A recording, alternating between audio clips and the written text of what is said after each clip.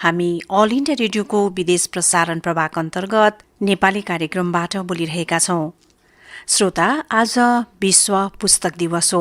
यसै अवसरमा अब प्रस्तुत छ नेपालको किताब जात्राका डिरेक्टर ऋषिराम अधिकारीका साथ विशेष भेटवार्ता।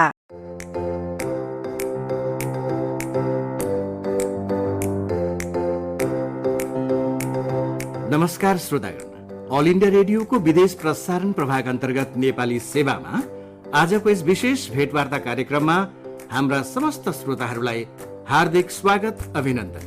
म विष्णु बहादुर गुरुङ। श्रोता, आज 23 अप्रिल विश्व पुस्तक दिवस हो। विश्वभरका सबै पाठकहरू अनि विशेष गरी हाम्रा श्रोताहरूलाई हार्दिक शुभकामना। यस अवसरमा श्रोता, केही पंक्तिहरू पढ्न चाहन्छु। किताबहरूले कुरा गर्दछन्, बितेको जमानाको, दुनियाँको, मानवको, आजको, भोलिको, एक एक क्षणको, खुसीको, दुःखको, फूलको, बमको, जितको, हारको, मायाको अनि दुत्कारको। सुन्न चाहन्नु कुरा किताबको? किताबले त केही भन्न चाहन्छ, तिमीसँग बस्न चाहन्छ। किताबमा चरा चिरबिराउँछन्, यसमा बाली लहलहाउँछन्। किताबमा झरनाको झरझर गुन्जिन्छ, परीहरूको किस्सा सुनिन्छ। किताबमा साइन्सको आवाज छ, किताबमा रकेटको रहस्य छ।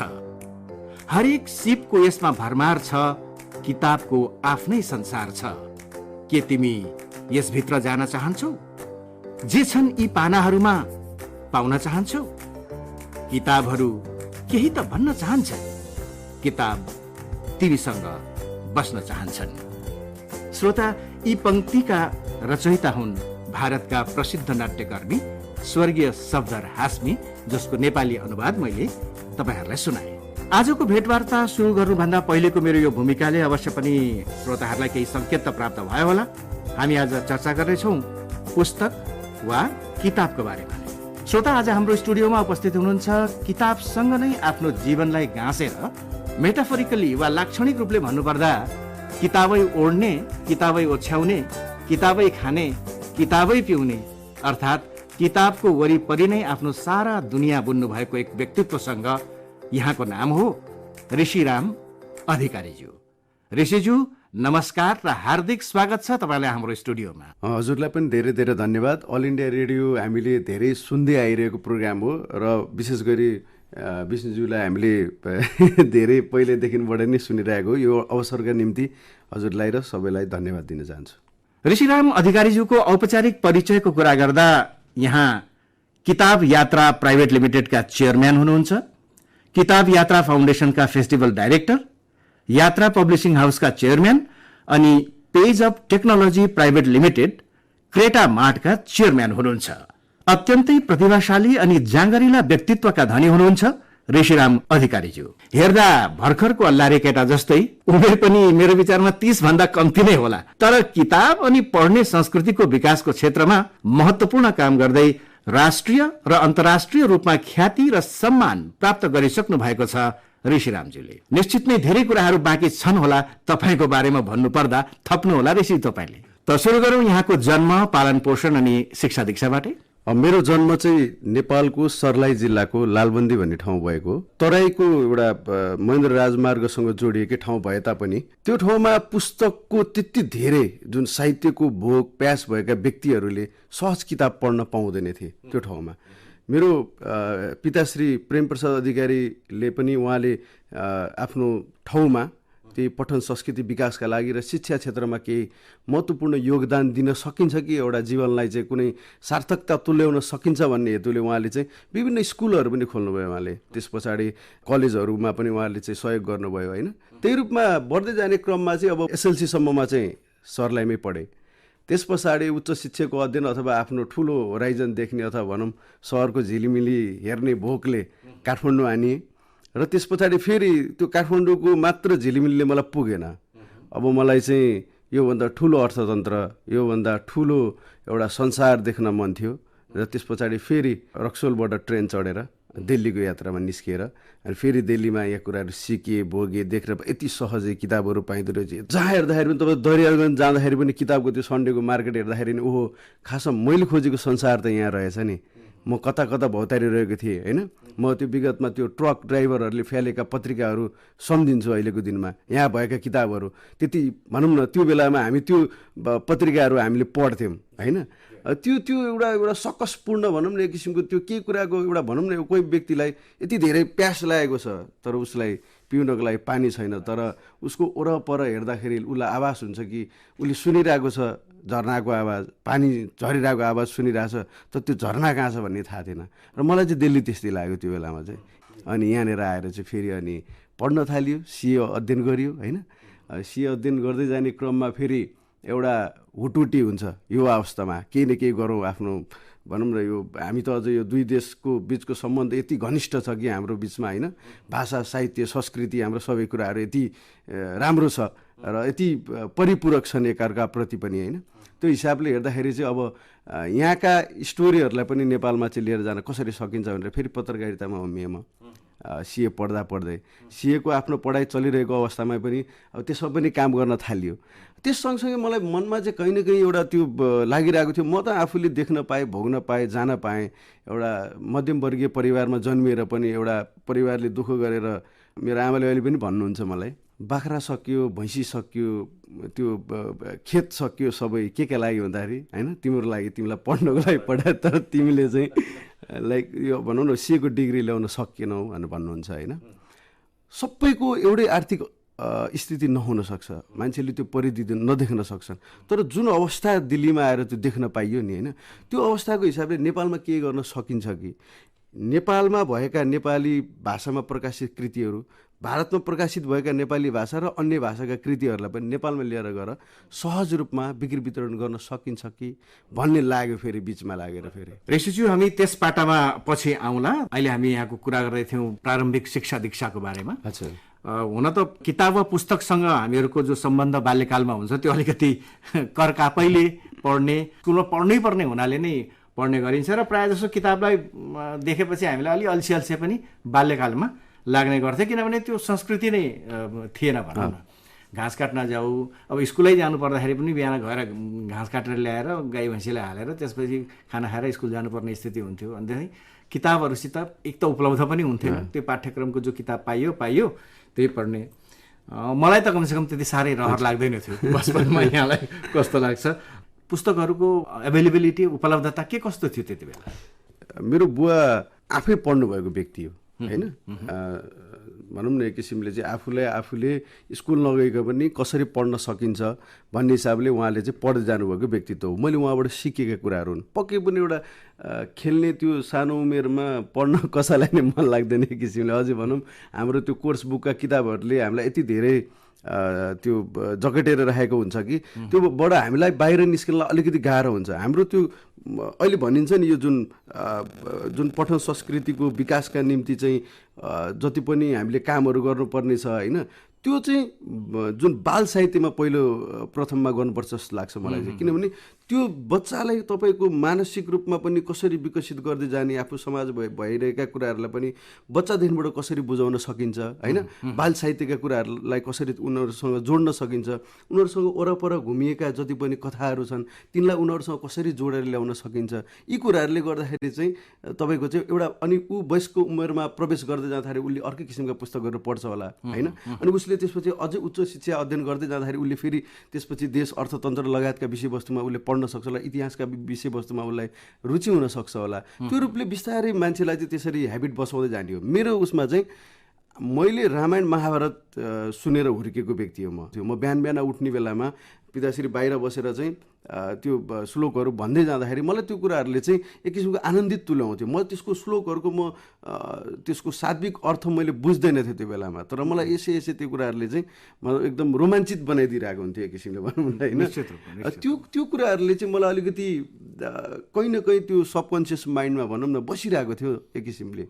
अनि आउने कुरामा चाहिँ पक्कै पनि त्यो महेन्द्र राजमार्गले जोडेको ठाउँ भए तापनि सहज रूपमा किताब पाउने वातावरण चाहिँ होइन। त्यो हिसाबले हेर्दाखेरि चाहिँ बाल्यकाल एक किसिमले अभाव र प्रभाव दुवै किसिमले चाहिँ बित्यो भन्न चाहन्छु। निश्चित रूपमा पढ्न लेख्ने इच्छा त तपाईँको जिज्ञासा त बचपनदेखि नै रहेको रहेछ, अनि यसरी आएर यहाँ दिल्लीमा आएर सिए पढ्दा पढ्दै किताबतिर होमिनु भयो। यसमा चाहिँ कोही खास घटनाले तपाईँलाई प्रेरित गर्यो वा त्यो बाल्यकालदेखिकै तपाईँको एउटा रुझान थियो? पक्कै पनि एउटा यति जीवनको सबैभन्दा महत्त्वपूर्ण डिसिजन लिँदाखेरि कहीँ न कहीँ रूपमा केही न केही रूपमा व्यक्तिको एउटा घटना परिघटनाहरू जोडिएका पनि हुन्छन्। बाल्यकालका पदचापहरूले पनि कति कुराहरू चाहिँ त्यो कुराहरूलाई चाहिँ सोझ्याइरहेको हुन्छ। मैले अघि पनि भने आफ्नो बाल्यकालको परवरिश कसरी भएको थियो, अभावहरू कसरी खड्किएका थिए देखि लिएर एउटा रोमानी सपना बोकेर काठमाडौँ हुँदै दिल्लीसम्म आइपुगे पछाडि एउटा कहीँ न कहीँ भोक प्यास त्यो जुन किसिमको थियो। तर म चाहिँ के चाहन्थेँ भने त्यो जुन टाइममा मैले दिल्ली छोडेर भनौँ न एक किसिमले नेपालमा गएर यो काम गर्न सुरुवात गरेँ, बच्चादेखिको कुराहरू पनि माइन्डमा खेलिरहेको थियो, अभावहरू सबै कुराहरू एकैचोटि घुमिरहेको अवस्थामा चाहिँ त्यो एउटा सर्टेन पोइन्ट अफ टाइममा चाहिँ के लाग्यो भने एउटा मेरो मस्तिष्कले मलाई के भन्यो भने तिमी मनको कुरा सुन्छौ कि मस्तिष्कको कुराले सुन्छौ, यो दुई बिचमा चाहिँ रातभरि त्यो गम्सागम्सी हुँदाखेरि चाहिँ मैले मस्तिष्कको कुरा सुने। यहाँ मैले कुनै पनि मेरो मन मुटु अथवा भनौँ न त्यो किसिमको चाहिँ इमोसनमा म बगेन।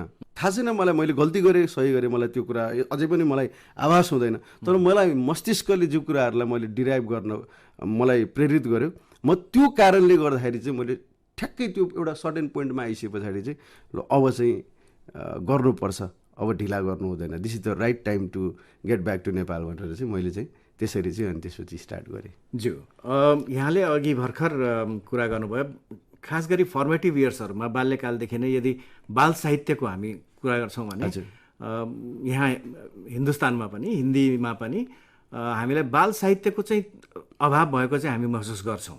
त्यसरी नै यहाँले भन्नुभयो। त खास गरी यो बाल साहित्यमाथि नेपालको अहिले स्थिति तपाईँ कस्तो महसुस गर्नुहुन्छ र त्यस दिशामा यहाँले कोही विशेष पाइला सार्नु भएको छ कि? अब हाम्रो किताब यात्रा .com भनेको चाहिँ एउटा प्लेटफर्म रह्यो। यो भनेको सम्पूर्ण किताबहरू सबै भाषामा प्रकाशित भएको किताबहरू र बेसिकल्ली धेरैभन्दा धेरै चाहिँ नेपाली भाषामा प्रकाशित भएको किताबहरूलाई प्रमोट गर्ने र घर घरमा पुर्याउने एक किसिमको अभियान हो। त्यसमा हामीले विभिन्न टपिकका चाहिँ विभिन्न तपाईँको क्याटेगोरीको किताबहरूलाई हामीले लिस्टिङ गरेर राख्छौँ र कस्टमरहरूको चाहिँ आफ्नो आवश्यकता अनुरूप उहाँहरूले अर्डर गरेर लिएर जान सक्नुहुन्छ। उहाँहरूको घरमा होम डेलिभरी गर्ने हाम्रो सर्भिस हो।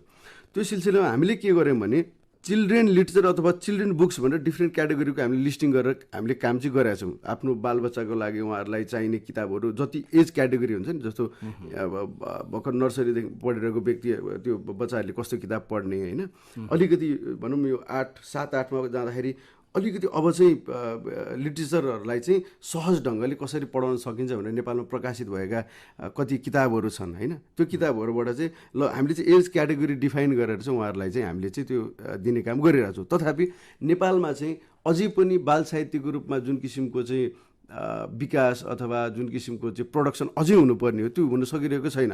कति प्राइभेट अर्गनाइजेसन प्राइभेट पब्लिसिङ हाउसहरूले चाहिँ एकदम एप्रोचहरू एकदम त्यो प्रयासहरू गरिरहनु भएको छ उहाँहरूले निकाल्नको निम्ति भनेर होइन। हामी त भनौँ न हिजोको दिनमा चाहिँ हिन्दी भाषामा प्रकाशित भएको हाम्रो त भनौँ न सर्लाही भनेको बोर्डर नजिकको ठाउँ भनौँ न, त्यो ठाउँमा चाहिँ कमसेकम हामीले भारतमा प्रकाशित भएका हिन्दी भाषामा भएका त्यो बाल साहित्यका किताबहरू, त्यो सानो म्यागजिनहरू बच्चाहरूले पढ्ने जोक्सका किताबहरूदेखि यस्तो किताबहरू हामी पढेर हुर्किरहेको मान्छे हो नि त होइन।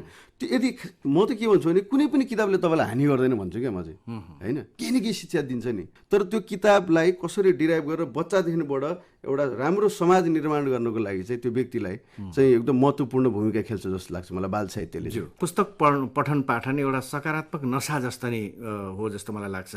त्यो पुस्तकको गन्ध जसले चाहिँ महसुस गर्न थाल्छ अनि त्यसको बानी पर्छ, त्यसलाई पुस्तक नपढी हुँदैन।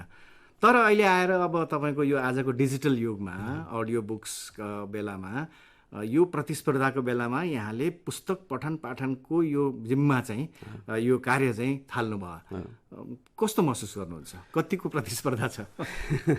अझ भनौँ ल यो चाहिँ अलिकति उद्यमशीलता पनि जोडिन्छ यो कुरामा होइन। एउटा नवीनतम प्रयासको रूपमा चाहिँ कुनै पनि गर्ने कार्यलाई अब स्टार्टअपको रूपमा चाहिँ विश्वव्यापी रूपमा चाहिँ काम गरिरहने युवाहरूको ठुलो जमात छ।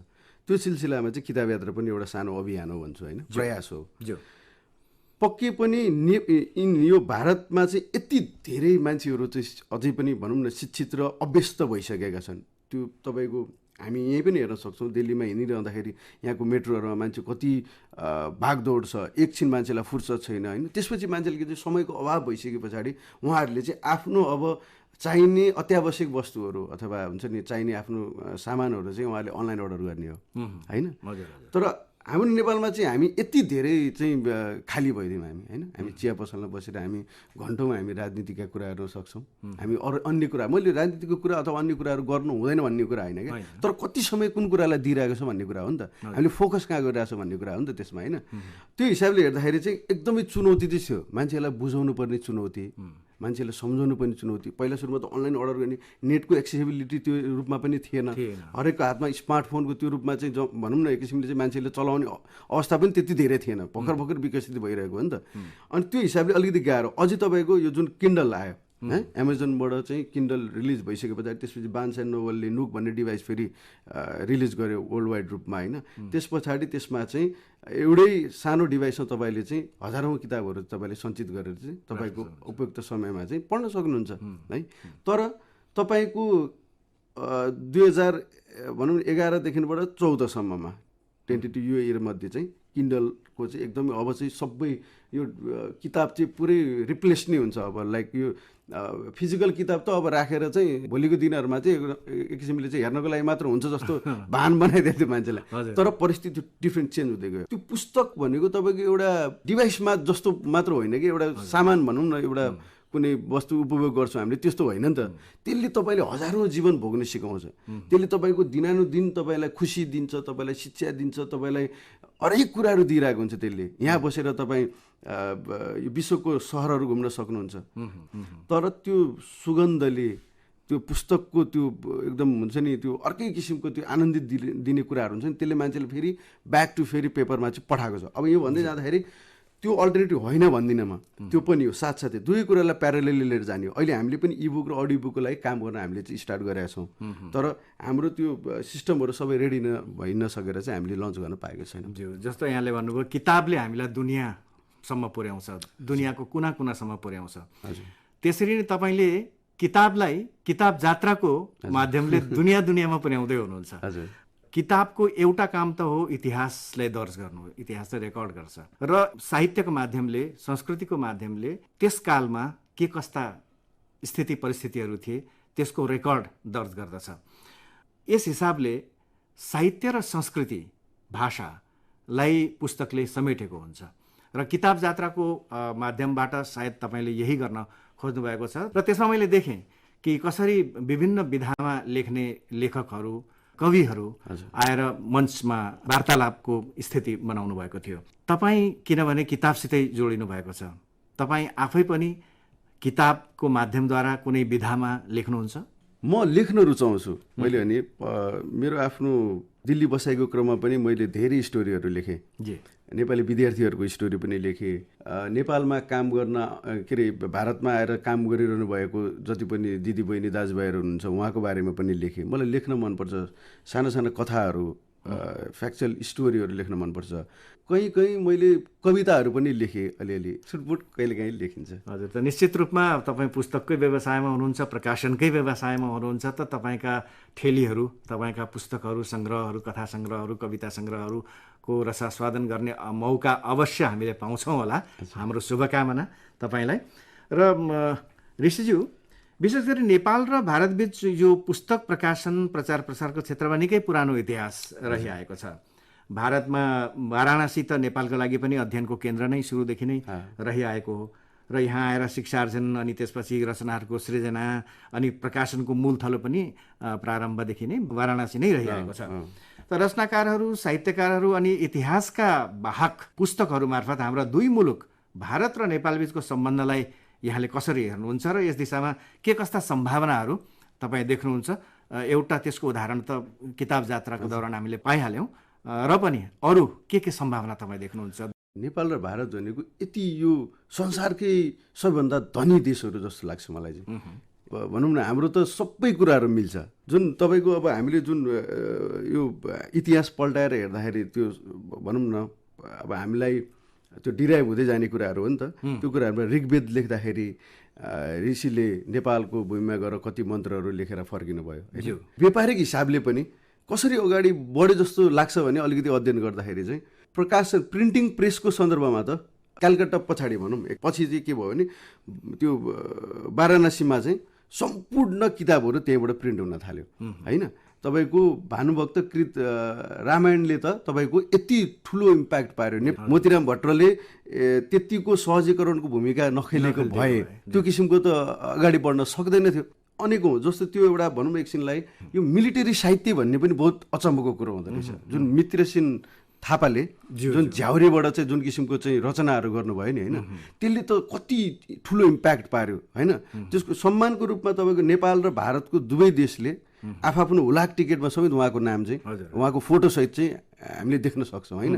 अब यो भाषा साहित्य संस्कृतिमा चाहिँ जोडिने कुरा भनेको जस्तो हाम्रो राजा त्रिभुवनको बेलामा उहाँको वेडिङ सेरेमोनीमा यहाँको उर्दू हिन्दी प्ले चाहिँ यहाँ दिल्लीबाट लिएर गएर चाहिँ प्रदर्शन गराइयो। मास्टर मित्रसेन थापा स्वयं उर्दू गजल लेख्नुहुन्थ्यो। उर्दू नाटक लखनऊ अल इन्डिया रेडियोबाट आकाशवाणीबाट उहाँ उर्दूमा नाटक खेल्नुहुन्थ्यो। ऋषिज्यू आज विश्व पुस्तक दिवस पनि हो अनि यो मौकामा हामीले यहाँलाई पायौँ जसले पुस्तकको लाई लिएर आफ्नो जीवन नै एक प्रकारले होम्नु भएको छ। तपाईँको यो आजीविका पनि हुनसक्छ तर आजीविका भन्दा पनि त्यसभित्रको जो तपाईँको भावना छ, किनभने हरेक कसैले आजभोलि इन्जिनियर भएर चार्टर्ड एकाउन्टेन्ट भएर धेरै पैसा कमाउने लालचमा लागेर जान्छन्। तर तपाईँले यो पुस्तकले हाम्रो जो समाज छ, हाम्रो बालबच्चा छ, उनीहरूको मानसिक विकासको लागि कति ठुलो योगदान गर्न सक्छ भनेर त्यस दिशामा तपाईँ लाग्नुभयो।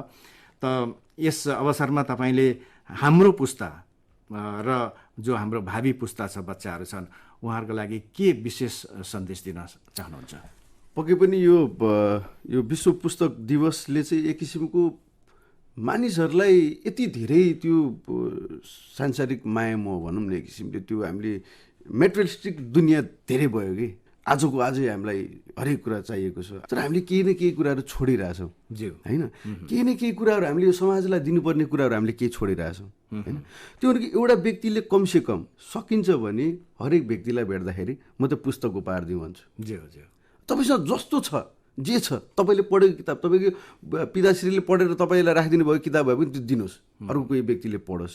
बच्चाहरूलाई पढ्न सिकाउँ होइन। स्कुलमा चाहिँ अल्टरनेटिभ त्यो क्लासको रूपमा चाहिँ साहित्यिक किताबहरूलाई पनि इन्ट्रोड्युस गराउँ। विश्व पुस्तक दिवसको अवसरमा म एउटा कुरा चाहिँ के भन्न चाहन्छु भने मार्केटको रूपमा पनि भारत धेरै ठुलो छ होइन। नेपालमा प्रकाशित भएका नेपाली भाषाका कृतिहरू जति पनि छन् तिनको एउटा ठुलो बजार हुनसक्छ यो ठाउँ होइन। त्यसमा चाहिँ एउटा ठुलो कोलाबोरेसन गर्न सक्छ। जस्तो अहिले भर्खरै हाम्रो कर्णाली ब्लुज हाम्रो बुद्धिसागरज्यूको किताबलाई पेङ्गुइन इन्डियाले चाहिँ प्रकाशित गरेर चाहिँ इन्डियामा बेस्ट सेलिङको रूपमा अगाडि बढिसकेको छ। त्योभन्दा अगाडि पनि हाम्रो दिनेश अधिकारी दाइकै भनौँ कविताकोलाई पनि हिन्दीमा प्रकाशित गरिएको इतिहास छ होइन। यहाँ भएका किताबहरूलाई पनि नेपालमा ट्रान्सलेट गरेर लिएर जान सकियो भने अनुवाद एउटा सशक्त माध्यम एकदम ठुलो एउटा अवसर हुनसक्छ जस्तो लाग्छ मलाई चाहिँ। त आजको यो भौतिक समाजमा ऋषिज्यू पुस्तक यदि हामी पढ्छौँ भने